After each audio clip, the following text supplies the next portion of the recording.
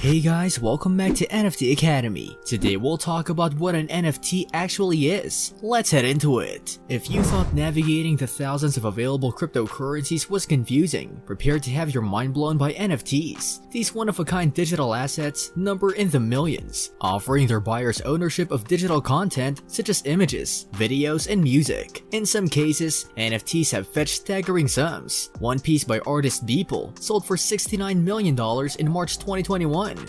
Just last month, a single JPEG sold for $69 million. Oh my god. Other creators have earned hundreds of thousands selling sports photos, online gaming items, and even pixelated images of punk rockers. Why would anyone spend hard-earned money on something that exists only online? As interest in NFT grows, it helps to understand how these digital assets work, what gives them value, and some risk factors to consider if you're thinking of buying one. What are NFTs?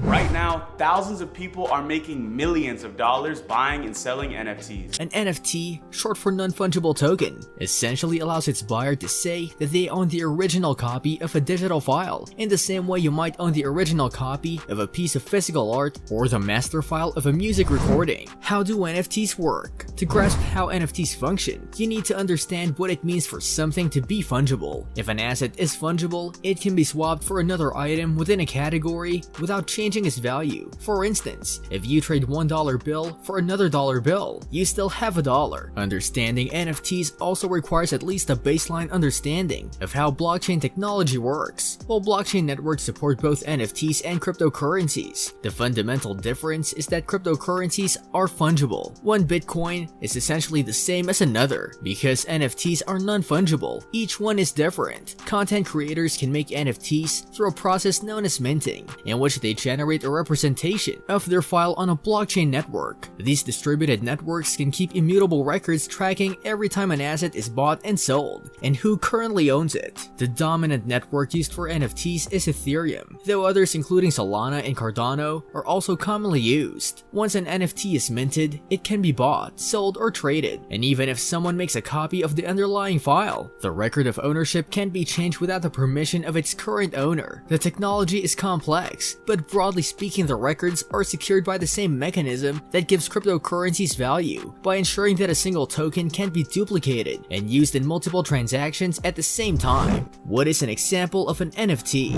Ownership can convey different rights depending on the specifics of an NFT. In some cases, an owner might be able to control how a file is used and under what circumstances it can be reproduced, but the exclusivity conveyed by NFT ownership can often seem theoretical. For instance, an NFT of a short music video by the artist Grimes sold on the online marketplace Nifty Gateway in February 2021, fetching about $389,000. You can still watch the video if you want. It's right there on the website where it's sold, but only one owner can possess the actual NFT of the video, known as Death of the Old. It's analogous in a way to physical art. You might be able to look at a digital image of the Mona Lisa, or even a faithful real-world reproduction, but there's one version that's commonly accepted to be the true copy, and that's at the Louvre in Paris. The difference with NFTs is that even the original copy is digital. When people buy NFTs, the scarcity of original versions is a big part of what they're paying for. What are NFTs used for? NFTs can theoretically be attached to pretty much any intellectual property, but activity so far has focused on a few sectors: art and music. The most highly publicized examples of NFTs have been in visual art, especially videos and still images that have sold for millions of dollars. Some owners, for instance, use their NFTs as social media profile pictures, place them in an online gallery, or use them as a video conferencing background. Collectibles. NFT technology has also proved a fit for digital versions of other collectibles, such as trading cards. Sports leagues including the NFL, MLB, and NBA have all created digital collections memorializing things such as notable statistics and outstanding plays. Gaming and virtual reality. NFTs can be attached to some unique video game items, such as weapons, outfits, or special characters, many of which have long been sold and traded in in-game marketplaces. NFTs could potentially make the sales of such items easier to execute and less dependent on central authorities such as the makers of the games. Longer term, NFTs could play a role in the creation of a realm of virtual spaces known colloquially as the metaverse. Some forecasters project that people in coming years will spend more time immersed in virtual reality spaces spaces they've created.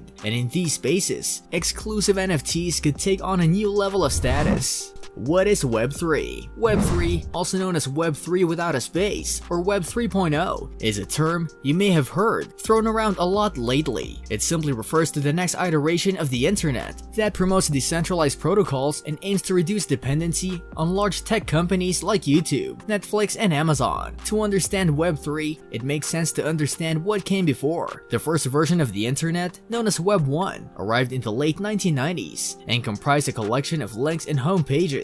Websites weren't particularly interactive. You couldn't do much apart from read things and publish basic content for others to read. Web 2 came next. Some people call this the read-write version of the internet, in reference to a computer code that lets you both open and edit files, rather than just view them. This version of the internet allowed people to not only consume content, but create their own and publish it on blogs like Tumblr, internet forums, and marketplaces like Craigslist. Later, the emergence of social media platforms, including Facebook, Twitter, and Instagram, took content sharing to new heights. Web3 can be understood as the read-write-own face of the internet. Rather than just using tech-free platforms in exchange for our data, users can participate in the governance and operation of the protocols themselves. This means people can become participants and shareholders, not just customers or products.